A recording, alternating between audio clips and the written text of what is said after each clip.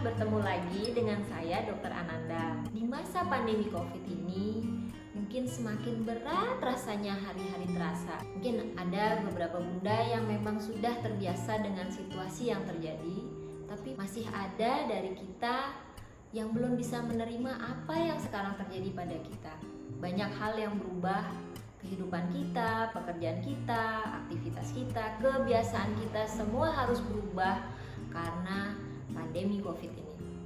Dan tidak mungkin setiap hari kita atau keluarga kita selalu sehat. Pasti ada kalanya Anda atau anggota keluarga Anda akan mengalami sakit. Banyak faktor yang membuat kita berulang kali berpikir, apakah saat keluarga kita sakit, kita bawa berobat, atau hanya diam di rumah aja, atau bingung mau ngapain ya? Ada yang sakit, aduh udah kayak begini, sakit lagi. Mungkin nggak ada uang, nggak ada yang nganterin, atau mungkin Anda takut kalau nanti berobat malah nanti akan terkena penyakit yang lain. Atau bahkan kalau berobat dianterin ke puskesmas atau ke klinik atau ke dokter, malah Anda akan didiagnosis COVID dan kemudian dirawat. Zaman sekarang memang serba salah, tapi kita sebagai ibu harus pintar karena kita adalah gambaran dari kehidupan keluarga kita. Nah, di video kali ini saya akan menginfokan bagaimana dan apa yang harus kita lakukan sebagai seorang ibu bila ada anggota keluarga kita, terutama buah hati kita, mengalami sakit seperti demam dan flu. Oke, mungkin Bunda sudah sering kali mendengar ya, apa sih penyakit COVID-19 ini?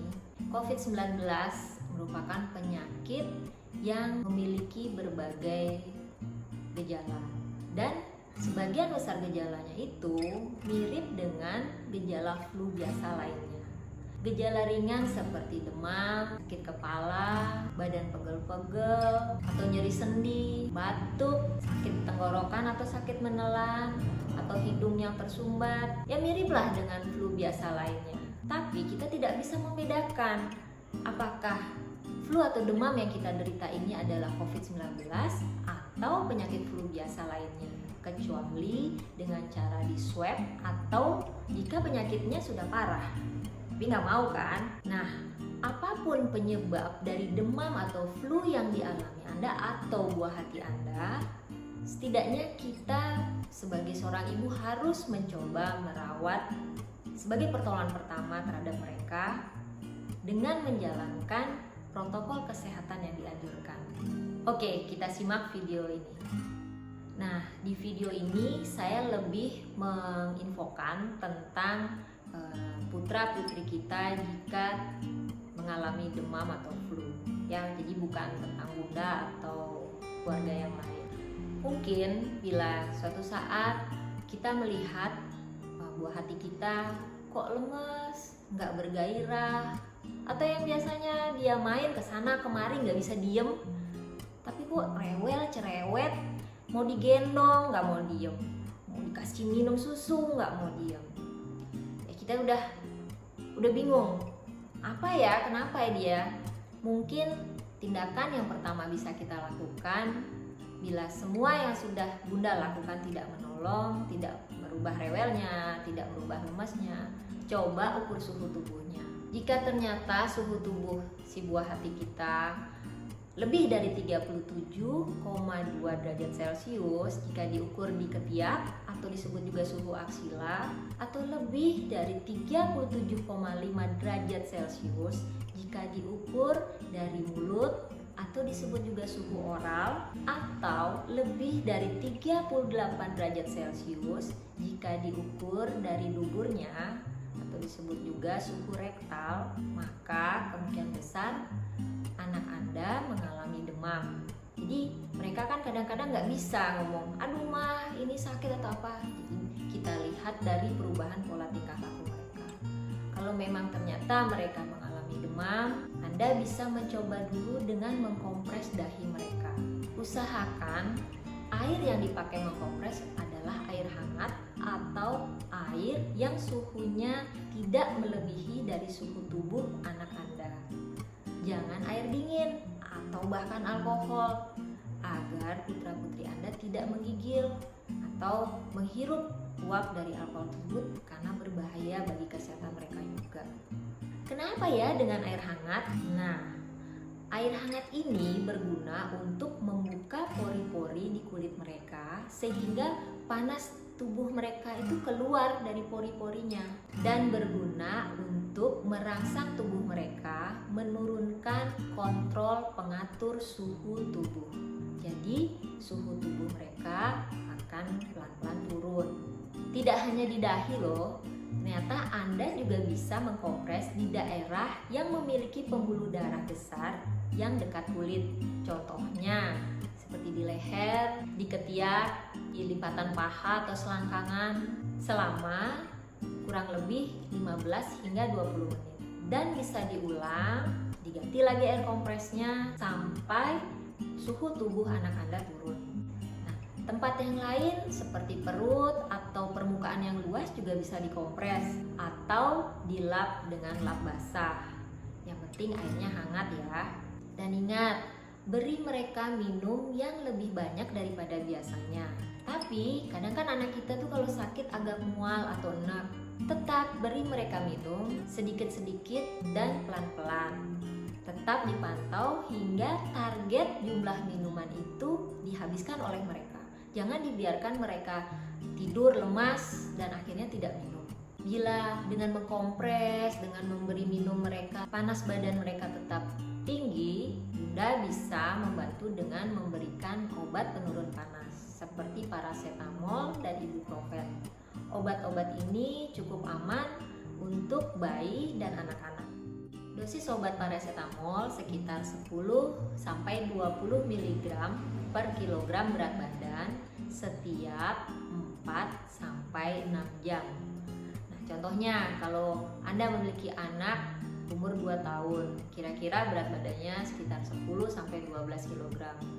Maka dosis paracetamolnya 10 kg berat badan dikali 10 sama dengan 100. Nah, inilah dosisnya sekitar 100 mg atau sekitar 1 sendok teh untuk setiap pemberian, yaitu dengan jarak 4 hingga 6 jam. Sedangkan dosis ibuprofen sekitar 5 hingga 10 mg per kilogram berat badan pada setiap pemberian, yaitu setiap 6 jam. Contohnya jika anak Anda umur 2 tahun dengan berat badan sekitar 10 hingga 12 kg, Anda bisa memberikan dosis ibuprofen 10 kg dikali 10 sama dengan 100. 100 mg sama dengan 1 sendok teh ibuprofen. Jadi Anda bisa memberikan 1 sendok teh ibuprofen dengan jarak setiap 6 jam. Nah, jika anak Anda sudah bisa mengerti untuk menggunakan masker, maka ajarkanlah mereka menggunakan masker saat mereka sakit.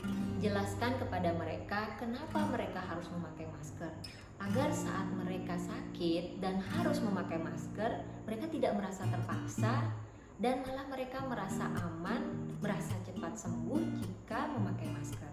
Dan jika putra-putri Anda memang tidak bisa diajak memakai masker karena mungkin masih bayi atau terlalu kecil, terlalu rewel, ya Andalah yang harus wajib memakai masker, tidak boleh dilepas. Atau siapapun dengan anak Anda harus memakai masker bila satu ruangan dengan anak Anda yang sedang sakit. Dan jika anak Anda memiliki saudara juga seperti adik atau kakak, berilah mereka pengertian agar tidak mendekati dulu saudaranya yang sakit. Dan bila saudaranya nanti sudah sembuh, baru mereka bisa bermain bersama. Nah, ingat juga, jadwalkan waktu makan mereka. Jangan berdasarkan adanya waktu luang Anda. Anda harus disiplin dalam hal ini, agar anak Anda tidak keterusan malas makan. Saatnya makan, harus makan. Tapi jika mereka hanya bisa makan sedikit karena mungkin mulutnya nggak enak atau mual, tidak apa-apa. Tapi tetap diberi makan lebih sering.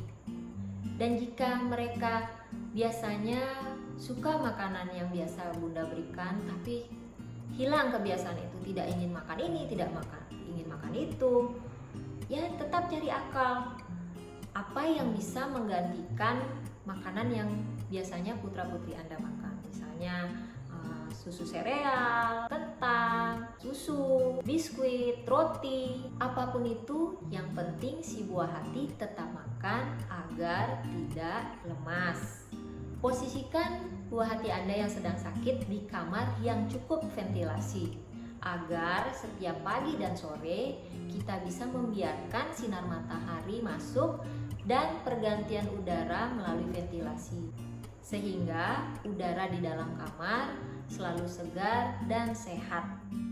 Jika mereka sudah kuat dan tidak malas lagi di tempat tidur, mereka mau bangun, ayo ajak buah hati Anda untuk keluar berjemur dan menggerakkan badannya lah sedikit supaya cepat pulih dan cepat segar. Nah, ingat tetap membersihkan badan mereka. Kalau mereka masih demam, panas tinggi, Bunda bisa dengan mengelap badan mereka. Tapi kalau mereka sudah tidak demam lagi atau hangat-hangat sedikit, kita bisa memandikan mereka dengan air hangat yang suhunya juga sesuai dengan suhu tubuh mereka agar mereka tidak menggigil. Yang penting ingat, setiap habis mandi, cepat keringkan badannya dan cepat pakaikan mereka baju agar mereka tidak kedinginan dan menggigil lagi. Nah, sebenarnya meskipun anak kita sakit, kita boleh memandikan mereka. Yang penting suhu airnya tidak dingin atau di bawah suhu tubuh mereka. Yang idealnya sekitar 30 hingga 32 derajat Celcius. Anda bisa menggunakan termometer agar tepat dalam pengukurannya.